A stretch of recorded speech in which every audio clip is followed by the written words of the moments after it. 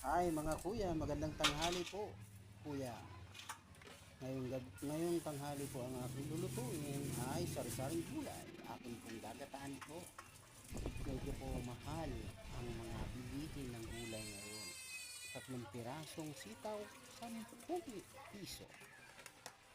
Kalabasa, 10 piso din. Maliit lang ang iwa niya. At maging din malunggay, 10 piso, saluyot 10 piso, pati ang tanlad 5 piso.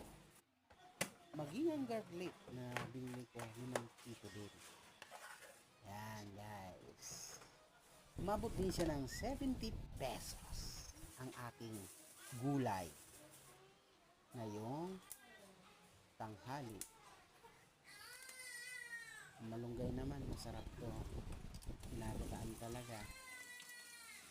At sa mga bagong panganak, ayan, masustansya yan. Lagyan na natin guys ang bagoong, alamang, gata, at yung tanlad, garlic, paminta, sinama. Yan, pakukulaan na natin ito guys.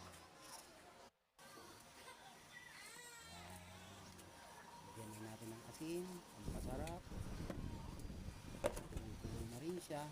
Lagyan na rin natin isama ang kalabasa para lumambot na rin.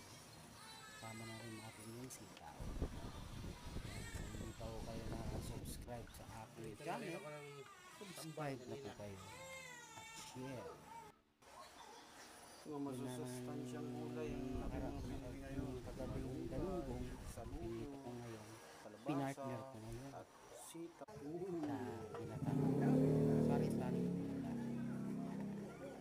Pili na rin natin guys sila ngayon. Pangalawang gata. Nasa natin ang pinito. Natin. At isusunod na rin natin ang malunggay. Kailangan maluto lang siya, wag overcook lang. Nailagay na rin natin sa loob. Nakita din sa video. Pero nagyan na natin.